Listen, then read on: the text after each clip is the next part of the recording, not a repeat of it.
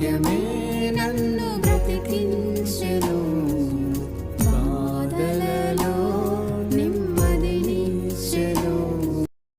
అనుదిన ఆత్మీయమన్న కార్యక్రమానికి మీ అందరినీ ప్రేమపూర్వకంగా ఆహ్వానిస్తున్నాం. ఈ దినము ఆంధ్ర క్రైస్తవ కీర్తనల పుస్తకం నుంచి 489వ పాట పాడుకుందాం.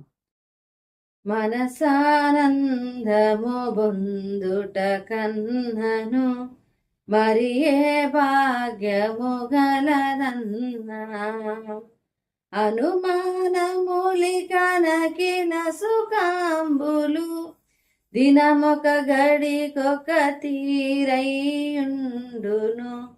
మనసానందము బొందుట కన్నను మరి ఏ భాగ్యము గలదన్నా, దిటముగ ప్రార్థనయను ఖడ్గముగని తిరుగు పిశాచము వెరచన్నా, పటుదీప్తులు గల ప్రభు శాస్త్రోక్తులు బహు సంశయ పంకము నింకించును.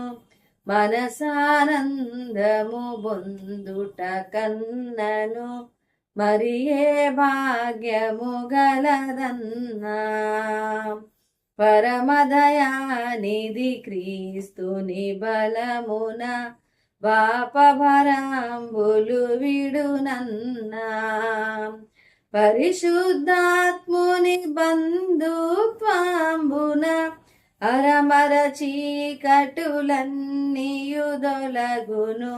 మనసానందము బొందుట కన్నను మరి ఏ భాగ్యము గలదన్నా, అనుమానములికనకిల సుఖంబులు దినమొక గడికొక తీరయుండును. మనసానందము బొందుట కన్నను మరి ఏ భాగ్యము గలదన్నా. క్రీస్తునందు ప్రియమైన దేవుని బిడ్డలారా, అనుదినాత్మీయమన్న కార్యక్రమానికి మిమ్మల్ని అందరినీ ప్రేమపూర్వకంగా ఆహ్వానిస్తూ ఉన్నాం. ఈ సమయంలో ప్రత్యేకంగా లూకా సువార్తలోని వ్యక్తులను గురించి మనం ధ్యానం చేసుకుంటూ వస్తున్నాం. నిన్నటి వరకు మనము యాజకుడైన జకర్యాను గురించి ధ్యానం చేసుకున్నాం. ఈరోజు లూకా సువార్త 1వ అధ్యాయం 5వ వచనాన్ని మనం చూస్తే, యూదయ దేశపు రాజైన హేరోదు దినములలో అబియా తరగతిలోనున్న జకర్యా అని ఒక యాజకుడు నేను, అతని భార్య అహరోను కుమార్తెలలో ఒకతే, ఆమె పేరు ఎలిజబెతు. కాబట్టి ఈరోజు మనం ధ్యానం చేసుకోబోయే వ్యక్తి ఎలిజబెతు అనే వ్యక్తిని మనం ధ్యానం చేసుకోబోతూ ఉన్నాం. ఆమె అహరోను కుమార్తెలలో ఒకరు అనే మాటను మనం ఇప్పుడు చదువుకున్నాం. అంతేకాకుండా యాజకుడైన జకర్యా భార్యగా మనం చూస్తూ ఉన్నాం. అంత మాత్రమే కాకుండా తర్వాతి వచనంలో మనం చూస్తే ఆమె భర్తతో కలిసి ఖచ్చితమైన నీతివంతమైన జీవితాన్ని జీవించినట్లుగా 6వ వచనము మనకు తెలియజేస్తూ ఉంది. కాబట్టి ఆమె అహరోను వంశము, యాజకుని భార్య, అంతేకాకుండా నీతిమంతురాలిగా ఆమె జీవితాన్ని కొనసాగించినట్లుగా మనం చూస్తూ ఉన్నాం. అయితే ఆమె ద్వారా అనేకమైన విషయాలు మనము నేర్చుకోవచ్చు. అయితే ప్రాముఖ్యమైన కొన్ని విషయాలను ఈరోజు మనము ధ్యానం చేసుకోబోతూ ఉన్నాం.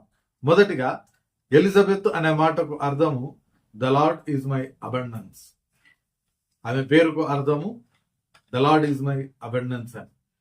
అయితే ఆమె యాజకుని భార్య, నీతివంతమైన జీవితాన్ని జీవించినప్పటికీ గుడ్రాలుగా మిగిలిపోయింది అని 7వ వచనంలో మనం చూస్తూ ఉన్నాం. కాబట్టి దేవుడు ఎవరి పట్ల ఏ విధమైన ప్రణాళిక కలిగి ఉంటారు అనేది మనం అర్థం చేసుకోలేము, కానీ దేవుడైతే అన్యాయస్తుడు కాదని, ప్రతి వారికి తగిన ప్రతిఫలాన్ని, అంత మాత్రమే కాకుండా సమయానుకూలంగా వారి ప్రతి అవసరతను తన ఐశ్వర్యం చొప్పున తీర్చేవాడు అనే విశ్వాసంతో మనం ముందుకు కొనసాగినప్పుడు ఆ వాగ్దానాలు, ఆ వాక్యాలు అన్నీ కూడా ఎలిజబెత్ జీవితానికి ఖచ్చితంగా సరిపోయేవిగా ఉన్నట్లుగా మనం చూస్తాం. కారణం ఏంటి అంటే, ఆమె నీతిమంతమైన జీవితం జీవించినప్పటికీ వృద్ధాప్యంకు వచ్చే వరకు కూడా ఆమెకు దేవుడు సంతానాన్ని ఇవ్వలేదు. కాబట్టి ఆమె సంతానం లేకపోయినప్పటికీ తన నీతిమత్వాన్ని వదులుకోలేదు, తన ప్రార్థనా జీవితాన్ని వదులుకోలేదు. ఆమె యొక్క పరిచర్యను ఆమె వదులుకోలేదు. భర్తకు తగిన భార్యగానే ఉంది, ప్రార్థనలో గడుపుతా ఉంది, దేవుని మీద అదే విశ్వాసం కలిగి ఉంది. మనం గుర్తు చేసుకున్నప్పుడు గడిచిన దినాన పిల్లలు లేకపోవడము అనేది ఒక నింద, అవమానం అని జ్ఞాపకం చేసుకున్నాం. జకర్యా కంటే ఎక్కువగా ఈమె ఆ అవమానాలు, ఆ నిందలు ఎక్కువగా అనుభవించి ఉండొచ్చు. అయినప్పటికీ దేవుని నుండి వెనుదిరగలేదు, విశ్వాసంలో సన్నగిల్లలేదు, ప్రార్థనను మానలేదు. అయితే నిజంగా దేవుడు అన్యాయస్తుడు కాదనడానికి ఒక ఖచ్చితమైన ఉదాహరణ ఏంటంటే, ఆమెను దేవుడు జ్ఞాపకం చేసుకొని ఎప్పుడైతే గర్భఫలంగా కుమారుడిని ఇస్తూ ఉన్నాడో, ఆయనను గురించి యేసుక్రీస్తు ప్రభువారు కూడా ఇచ్చిన ఆ యొక్క సాక్ష్యమును మనం జ్ఞాపకం చేసుకుంటే, లూకాసు వార్త 7వ అధ్యాయము 28వ వచనంలో మనం చూస్తాం, స్త్రీలు కనిన వారిలో యోహాను కంటే గొప్పవాడెవడును లేడు అనే మాటను మనం చూస్తాం.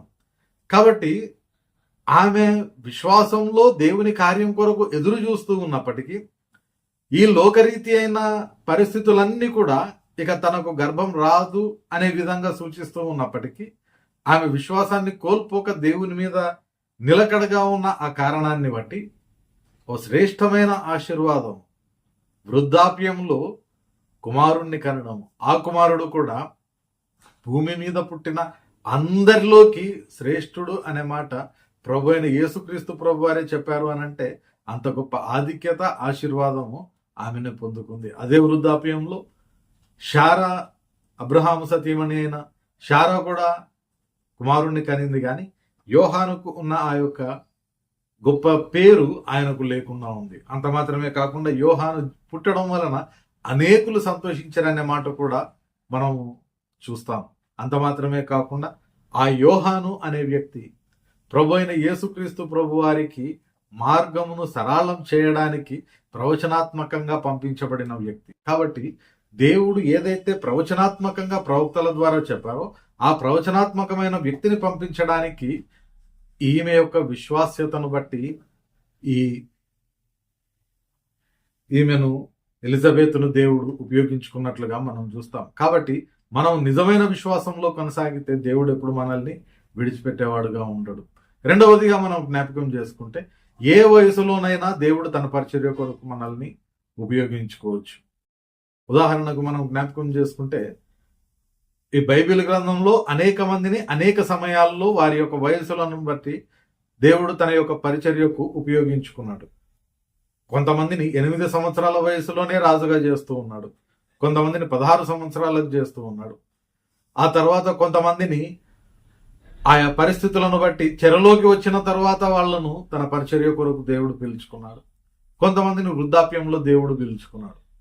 ఏది ఏమైనా దేవుడు తన పరిచర్య కొరకు ఉపయోగించుకోవాలి అని అనుకుంటే వయసు ఏమాత్రం కూడా అడ్డంకి కాదు. ఆ విషయాన్ని మనం 2వ పాఠంగా నేర్చుకుంటాం. కారణం ఏంటంటే, ఆమె పరిచర్య చేసినంత కాలము దేవునికి నమ్మకంగానే ఉంది. ఇక వృద్ధాప్యంలోకి వచ్చింది, ఇక ఏమి చేయలేదు అనుకున్న క్రమంలో దేవుడు తన యొక్క ప్రవచనాత్మకమైన వ్యక్తిని పంపించడానికి ఆమెను ఉపయోగించుకున్నాడు. కాబట్టి దేవుని యొక్క పరిచర్య కొరకు, దేవుని యొక్క ఉద్దేశం కొరకు మనల్ని ఉపయోగించుకోవాలని దేవుడు అనుకుంటే మన యొక్క వయసు ఏమాత్రం కూడా అడ్డం కాదు అనే విషయాన్ని రెండవదిగా మనం ఎలిజబెత్ జీవితం ద్వారా జ్ఞాపకం చేసుకుంటూ ఉన్నాం. చివరిదిగా మనం జ్ఞాపకం చేసుకుంటే, దేవుడు ఎప్పుడు కూడా మనల్ని విడిచిపెట్టడు.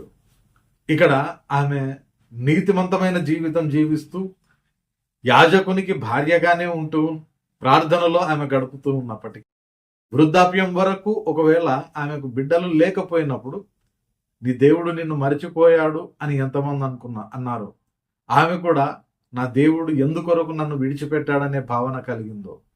కానీ ఆ వృద్ధాప్యంలో దేవుడు ఆమెను జ్ఞాపకం చేసుకొని ఆమె గర్భాన్ని తాకి బిడ్డనిస్తూ ఉన్నాడు అనంటే, దేవుడు తన కన్ను దృష్టిని మన మీద నుండి పక్కకు తీయడు అనే సత్యము మరొక పర్యాయము ఆమె జీవితం ద్వారా మనకు రుజువు అవుతూ ఉంది. కాబట్టి ప్రియమైన దేవుని బిడ్డలారా, ఎలిజబెత్ వలె నిజమైన విశ్వాస జీవితం మనం కలిగి ఉండడానికి ఏ వయసులో, ఏ సందర్భంలో దేవుడు మనల్ని తన పరిచర్య కొరకు పిలిచినా కాదనకుండా అట్టి దేవుని యొక్క ఉద్దేశం ప్రకారం ముందుకు కొనసాగడానికి మనం ప్రయత్నం చేసే వాళ్ళుగా ఉండాలి. ఆ క్రమంలోనే దేవుడు మన మీద నుండి తన కనుదృష్టిని తీసివేయలేదు అనే విషయాన్ని ఎల్లప్పుడూ కూడా జ్ఞాపకం పెట్టుకున్నట్లయితే దేవుడు కోరుకున్న విధమైన భక్తి భయము కలిగిన జీవితాన్ని మనం ఇహలోకంలో జీవించే అవకాశం ఉంటుంది. కాబట్టి ఎలిజబెత్ ద్వారా నేర్చుకుంటూ ఉన్న ఈ పాఠములను మన హృదయంలో నింపుకొని అటు జీవితాన్ని మనం కూడా జీవించు కృపను దేవుడు మనకందరికీ అనుగ్రహించునుగాక. ప్రార్థన చేసుకుందాం. పరిశుద్ధుడైన దేవా, ప్రేమ గల మా తండ్రి, నేటి దినాన ప్రభా ఎలిజబెత్ ద్వారా మీరు మాతో మాట్లాడిన విధానమును బట్టి నీకు వందనాలు. ఆమె ద్వారా మేము నేర్చుకున్న విషయాలను మర్చిపోక మా హృదయంలో మేము భద్రపరచుకొని నీ వాక్య ప్రకారం మా జీవితాన్ని మలుచుకుని కృపను మాకు దయచేయమని వేడుకుంటూ నేటి మా పని పాటల్లో ప్రయాణాల్లో మీరే తోడుగా ఉండి క్షేమకరంగా నడిపించి నిశ్చితమైతే ప్రభా రేపటి దినాన మరొక పర్యాయం నీవు అనుగ్రహించే ఈ అనుదినాత్మీయమన్న భుజించు కృపను మాకు అందరికీ దయచేయమని వేడుకుంటూ యేసు పరిశుద్ధ నామమున ప్రార్థిస్తున్నాం తండ్రి, ఆమేన్. తండ్రి, కుమార, పరిశుద్ధాత్మ త్రియేక దేవుని సకల దీవెనలు సదాకాలం మనకందరికీ తోడయుండి నడిపించునుగాక. ఆమేన్.